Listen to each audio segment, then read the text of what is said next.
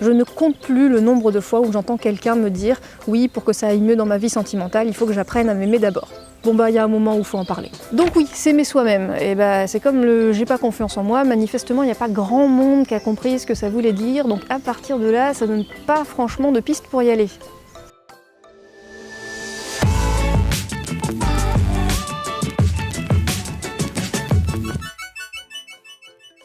L'amour de soi est une des composantes de l'estime de soi qui nourrit la vision de soi et la confiance en soi. Donc ça veut dire quoi? Ou plutôt ça veut pas dire quoi? Parce que tout le monde parle de s'aimer soi-même, mais on est bien d'accord que ça veut pas juste dire prendre un bain aux huiles essentielles et se dire je m'aime dans un miroir. Oui, parce que se dire je m'aime dans un miroir quand on s'aime pas, ça n'a pas de sens en fait. C'est du forcing, ça fait un effet grand écart qui ne fait que nous ramener au fait que c'est faux. Faut dire qu'à la base, le message, il est quand même pas hyper bien compris. S'aimer soi, ça veut pas dire s'auto-vénérer, ça veut pas dire non plus se transformer en miel. J'ai froid. Mais avant de poursuivre, regardons à quel point tu es concerné par le sujet.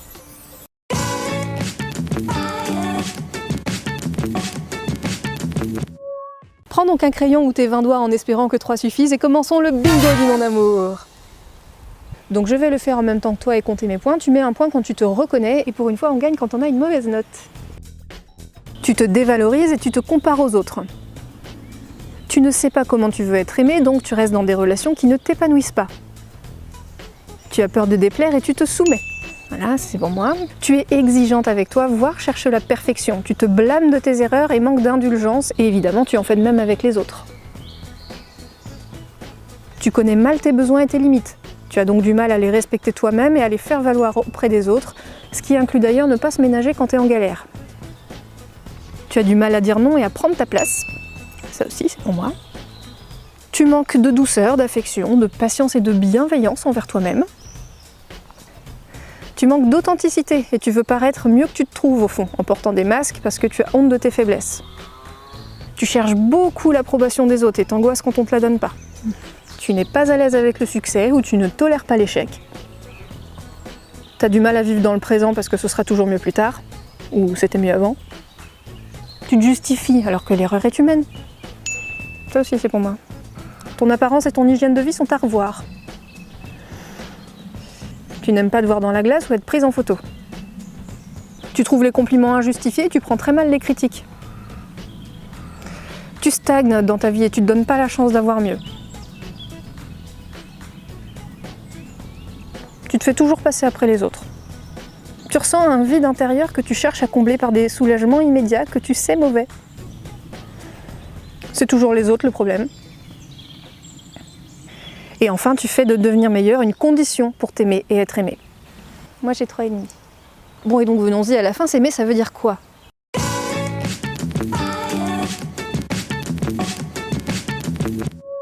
S'aimer, donc ça veut dire s'écouter et être indulgent envers soi, sans complaisance pour autant. C'est accepter et assumer son imperfection tout en se donnant les moyens de progresser à son rythme pour avoir une belle vie. S'aimer, c'est aussi connaître ses vrais besoins et ses limites et être ferme avec soi et les autres pour qu'ils soient respectés.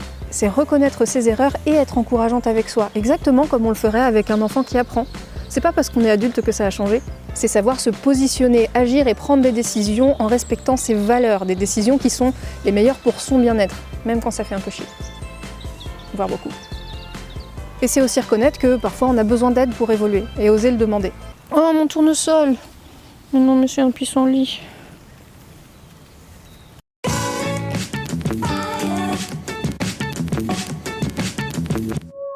Numéro 1, s'accepter.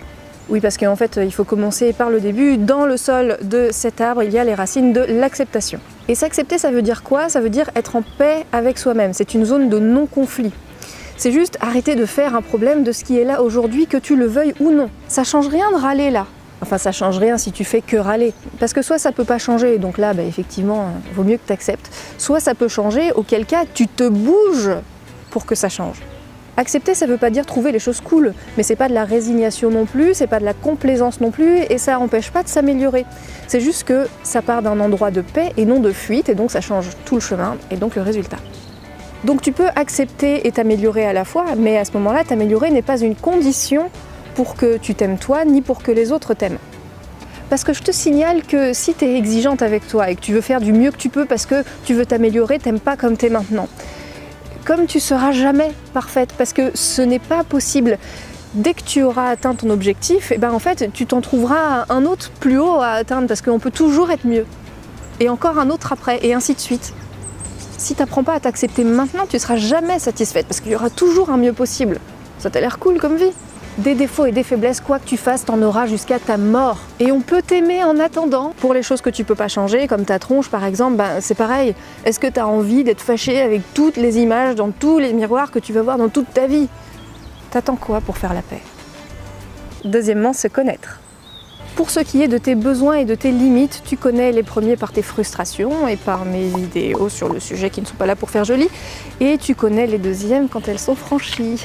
Donc là, ça demande de s'observer et de s'écouter, sans se poser la question de la réaction des autres dans un premier temps. Ni même en vrai, pas du tout, mais si ça peut t'aider, tu peux y aller par étapes. Il s'agit aussi d'apprendre à distinguer tes désirs de tes vrais besoins. Tout ça, ça demande de faire un petit peu d'espace en soi. Parce que si on laisse ses peurs prendre le dessus dans ses relations, ou si on est toujours en train de courir partout et ce même pour faire des trucs géniaux, eh ben on se facilite pas la tâche. Et si ça t'ennuie d'avance, c'est sans doute que tu manques justement et crucialement de connexion à toi et que tu as d'autant plus besoin de le faire. Je viens justement de prendre une semaine de break de plein de choses pour me recentrer, c'était pas toujours très agréable, j'ai cru que j'allais crever, mais c'était salutaire. Et donc pour se connaître, ben oui, tu peux certes apprendre des trucs dans les bouquins et tout, mais ici et d'ailleurs comme souvent, il n'y a quand même pas franchement meilleure école que la vie. Fais des choses, agis et observe. Écoute ce que tu ressens, ce que t'en penses et sers-toi de tout ça pour t'orienter et pour communiquer aux autres ce que ça t'apprend sur toi. Et troisièmement, se reparenter. Oui, se reparenter, oui. Sa mère. Ah!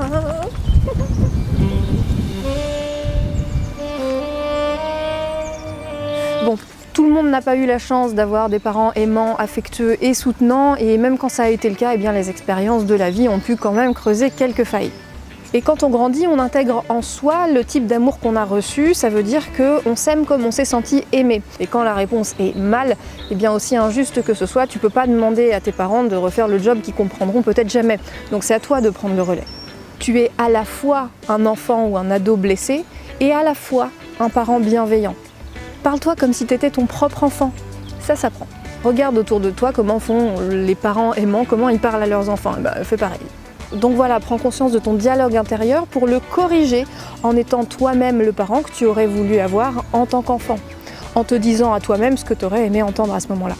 Quand je dis prends conscience et corrige, j'insiste sur le fait que ça s'apprend, donc ça veut dire que des fois tu vas te louper. Donc c'est pas grave, tu continues jusqu'à ce que ça s'automatise. Ça veut dire que quand tu te plantes, au lieu de te flageller, eh ben, tu vas te dire gentiment que ça arrive de se tromper, c'est normal, que c'est comme ça qu'on apprend, et que quand t'as peur, eh ben, c'est normal d'avoir peur, il y a le droit, mais qu'on va se débrouiller comme des grandes et qu'on n'est pas toute seule.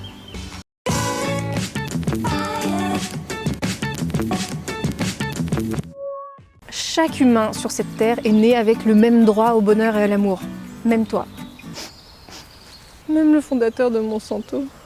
Peut-être que tu as eu un mauvais départ dans la vie qui t'a fait croire que l'amour c'était pas pour toi. C'est faux. Peut-être que tu as cru que tes parents t'aimeraient plus si tu réussissais pas à l'école. C'est faux. Peut-être que tu t'es dit que si ta famille ou tes copains ou ton ex t'aimait pas, alors qui t'aimerait? Plein d'autres gens. Mais quel rapport avec toi en fait? T'as demandé quoi toi? T'es arrivé, t'as rien demandé. T'as été forgé par ton entourage, ça ne dit rien sur ton mérite à la vie, au bonheur et à l'amour. Je suis vénère. Tes forces et tes faiblesses, elles se compensent, elles se répondent et elles font de toi la personne qui est aimée précisément de ceux pour qui tu comptes. Toi comme ça, tout entière et pas une autre. Et tu vois, peut-être qu'aujourd'hui t'es une personne contrôlante, timide, anxieuse, jalouse ou je sais pas, et c'est relou, mais malgré ça, tu peux quand même aimer la petite meuf qu'on a suffisamment chié pour développer un comportement pareil. Empathie. Et devine quoi, merveilleux, quand t'arrives à le faire pour toi, tu deviens vachement plus aimante et tolérante envers les autres. T'es pas obligé de cautionner leur comportement, mais malgré ça, si quelqu'un est radin, orgueilleux, exigeant, individualiste, impatient, envahissant, oui, c'est relou, mais tu peux quand même aimer la personne qu'on a suffisamment chié pour développer un comportement pareil et faire preuve d'empathie. Donc que ce soit chez toi ou chez les autres, quand tu réprouves un comportement ou un trait de caractère, connecte-toi à la souffrance qu'il y a derrière et aux besoins qui cherchent maladroitement à être satisfaits. Plus on connaît, plus on aime. Et c'est pas moi qui le dis, c'est Léonard.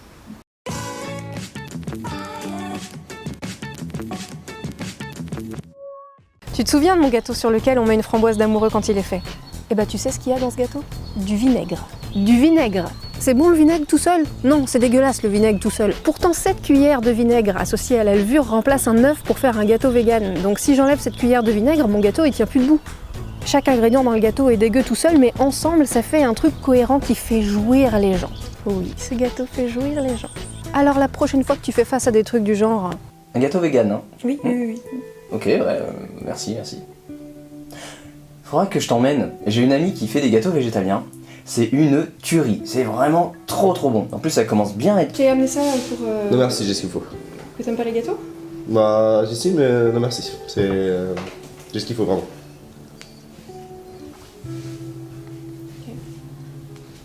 Un gâteau vegan, ouais. Donc pas un vrai gâteau quoi. Elle utilise, je sais pas, tu vois, les trucs de pois chiches et tout ça, les machins. Enfin, du coup, on a vraiment pas du tout l'impression que c'est sec ou que tu vois, c'est un peu...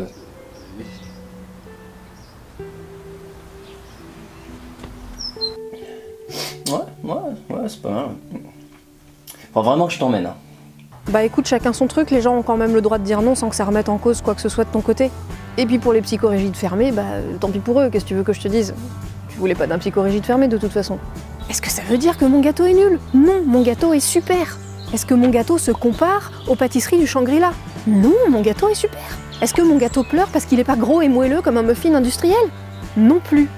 Ceux qui ont faim et qui sont assez curieux pour le manger à ce moment-là découvriront qu'à l'intérieur, il y a une surprise qui fait tout son charme, exactement comme toi. Et que sans le savoir, c'est précisément ce dont ils avaient besoin à ce moment-là.